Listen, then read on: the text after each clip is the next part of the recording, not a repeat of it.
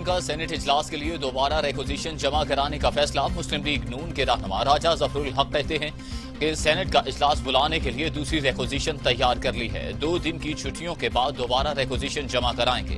नैब के खिलाफ करारदाद और सलीम मानवी वाला की तहरीक इस्तेहकाक एजेंडे में शामिल होगी।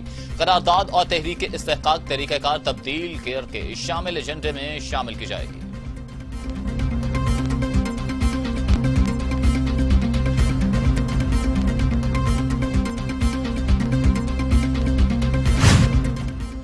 पीटीआई के रहनुमा खुर्रम शेर जबान कहते हैं अपोजिशन मुल्क में कोरोना फैलाना चाहती है। अपोजिशन वजीर आजम इमरान खान पर दबाव डालना चाहती है।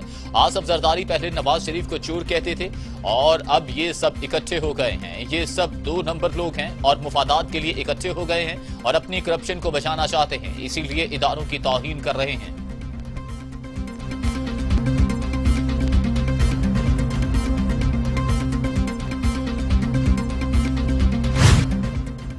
लाहौर, रावलपिंडी, गुजरात, गुजरांवाला और हाफिजाबाद के इलाकों में स्मार्ट लॉकडाउन। ज्यादा कोरोना टेस्ट मस्बत आने वाले इलाकों में स्मार्ट लॉकडाउन लगाया गया। लाहौर के 22, रावलपिंडी 9, गुजरांवाला 4 और गुजरात के 3 इलाकों में स्मार्ट लॉकडाउन लगाया गया। लॉकडाउन वाले इलाकों में रेस्टोरेंट, दफातर भी बंद रहेंगे।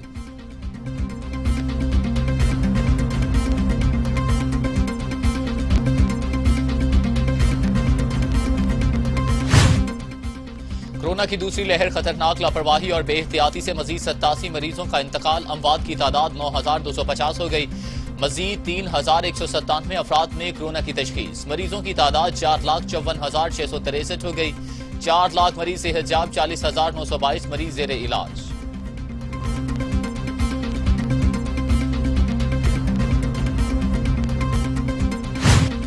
एनसीओसी के सरबराह और वफाकी वजीर असद उमर कोरोना वायरस का शिकार हो गए। उन्होंने सोशल मीडिया पर इस बात की इत्तला दी, जिसके बाद उन्होंने खुद को घर पर क्वारंटीना कर लिया।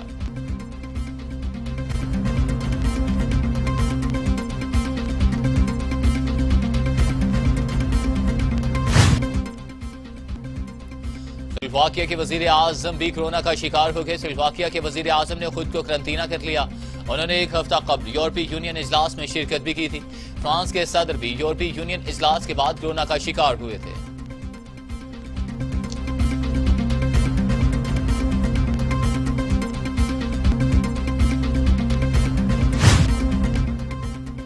और दुनिया भर में कोरोना से 16,81,000 हलाकतें। मरीजों की तादाद 7 करोड़ 60 लाख हो गई।